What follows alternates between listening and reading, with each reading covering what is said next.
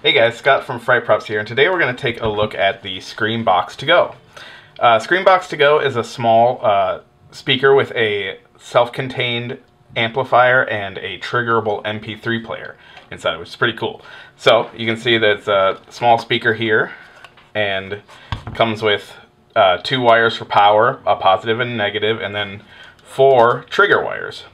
Each of these can be set to trigger a different sound that's stored in internal memory or with a micro SD card. And we'll show you how to get into the unit and install your custom sounds in a little bit.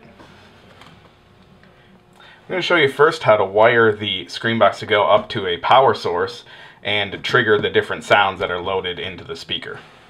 I'm going to use our power supply adapter. This is a female power supply adapter with screw terminals. So you'll see it has a positive and a negative. I'm just going to go ahead and put the red wire into the positive, black into negative, and go from there.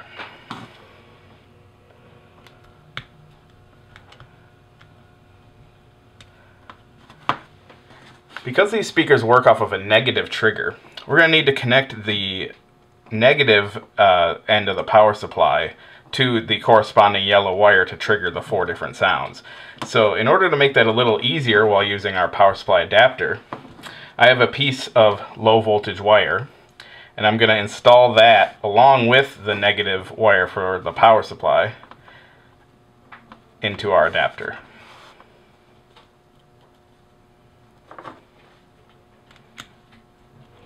It should be noted that reversing this voltage, sending positive up the negative wire or sending positive voltage through the trigger wire, will burn out the speaker and you can't repair it. So be sure to avoid that and do your wiring carefully. Now we're ready to apply power to the speaker. I have a 12 volt 1 amp power supply off to my left that I'm going to be connecting. So I'll go ahead and plug that in. Now, whenever I touch a yellow trigger wire to the negative that we have connected here, it will play a sound. And each wire plays a different sound.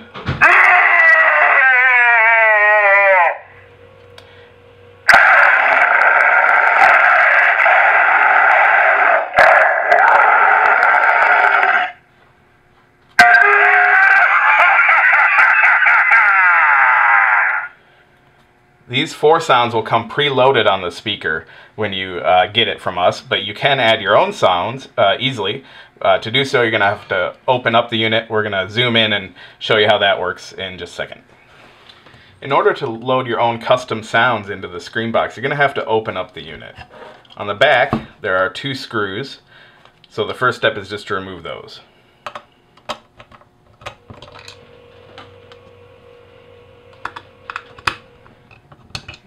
And we'll set them aside, make sure we don't lose them. You can then open up the unit, and inside you'll see a small circuit board. There's a screw in the middle of the circuit board. You'll have to remove that as well. Set it aside. That will allow you to remove the circuit board, and we can set aside the back end of the housing for now. So this allows us access to the circuit board. A couple things to note here on the circuit board. You can see the 4 yellow wires connected to the board here. These will play the sounds as they're loaded into memory in order. Sound number 1, number 2, number 3, and number 4. You might want to label the wires on the outside before you reinsert and install the housing and the circuit board back into the housing. So you might want to take like a piece of tape and write sound number 1, 2, 3, or 4, so on your wires, so that when you close the unit back up, you can remember which wire goes to which sound. That might be handy. Other things to note, here we have the volume control. You can turn it up and down. These speakers can get quite loud at max volume, so that's something to be aware of. You might need to kind of test the volume before you reinstall the circuit board into the housing. Here we have our mini USB connection, so you can connect directly to the circuit board from a PC with a mini USB cable. And here we have our micro SD card slot. We have an SD card in there right now. So I can remove. In order to make sure that the sounds that you're loading onto your micro SD card play with the proper triggers once you've inserted the SD card, you can simply change the names of your files before you store them on the micro SD card. So if you name your files 01.mp3, 02.mp3, 03.mp3, and 04.mp3 and put them on, they'll get stored in internal memory in that order, 1 through 4, and will associate with the proper triggers 1 through 4 once you insert your micro SD card. So once you have the sounds loaded on your micro SD card from your PC, you can simply insert it into the slot here on the circuit board. Make sure it clicks into place, and you're ready to reinstall the circuit board into the housing.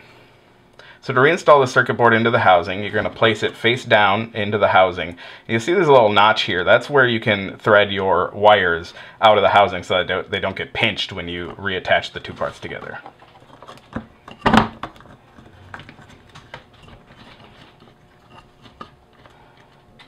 You want to make sure your circuit board is lined up with the hole that is in the plastic housing to reattach and secure the circuit board, and then insert your screw and fasten it. Don't want to over tighten this screw, just make sure it's nice and snug to keep the circuit board in place.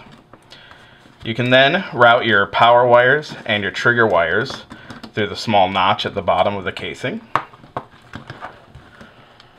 And before you replace the top of the unit, make sure that you're lining up the holes where the screws will be received with the holes on the bottom side of the housing.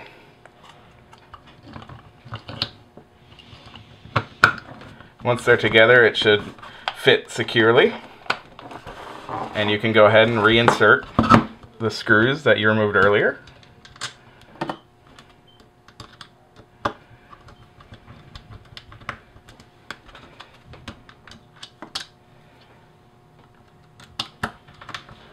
And you're ready to go. Wanted to give an example of how you can trigger some of the sounds that are stored inside your screen box using something as simple as a push button.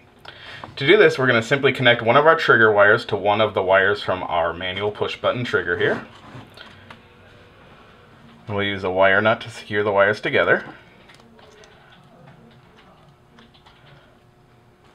And we'll do the same for the negative wire of the power supply and the other wire for our manual push button or hand trigger. Again, make sure that you're using the negative wire from your power supply, not the positive, or you will fry your speaker.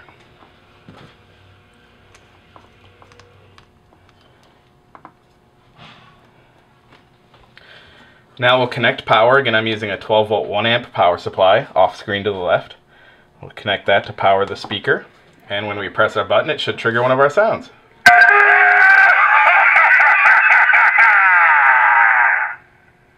Of course, this could be any type of low voltage trigger. It could be a step mat or even a PIR motion sensor or beam sensor. We have wiring diagrams for those in the manual that you'll get along with your screen box. So that's a quick overview of the screen box to go. If you have any questions, feel free to comment on this video or send us an email at sales@frightprops.com. Thanks for watching, and we'll see you later.